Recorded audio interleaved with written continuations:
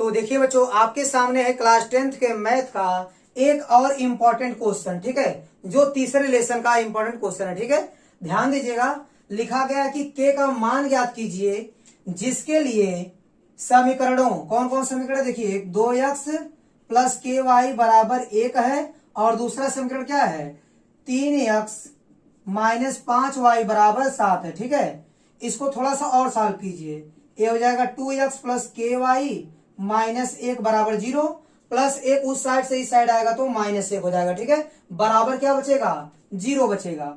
इसको आप लिख सकते हैं 3x माइनस 5y प्लस 7 इस साइड आएगा तो माइनस 7 हो जाएगा बराबर 0। अब इसकी तुलना a1x plus b1y plus c1 बराबर 0 से कीजिए और इसकी तुलना a2x plus b2y plus c2y बराबर 0 से कीजिए।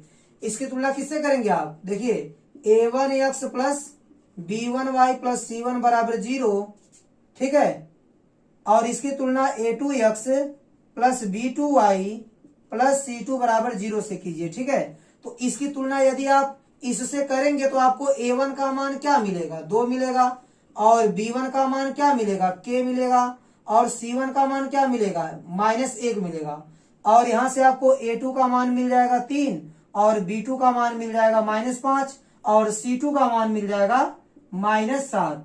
ठीक है, और देखिए यहां बोला क्या है कि इन दोनों समीकरण का एक अद्वितीय हल है। एक अद्वितीय हल होने का मतलब क्या है, देखिए अद्वितीय हल होने की क्या कंडीशन है आप समझिए।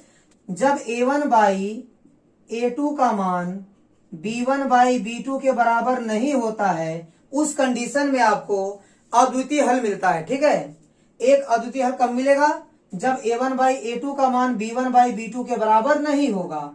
चलिए इसमें मान रखिए, a1 का मान कितना है 2 बटे a2 का मान कितना है 3 is not equal to b1 का मान कितना है k और बटे b2 का मान कितना है माइनस 5।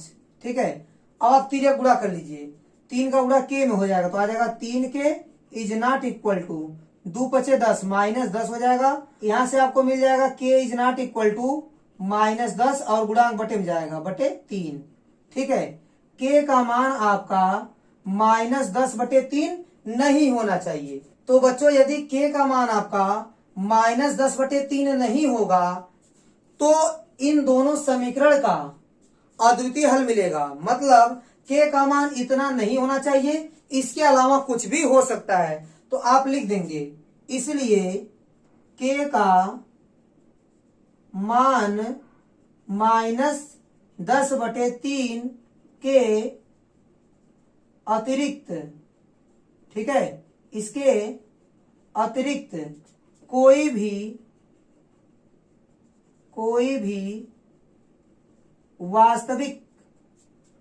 वास्तविक संख्या हो सकता है।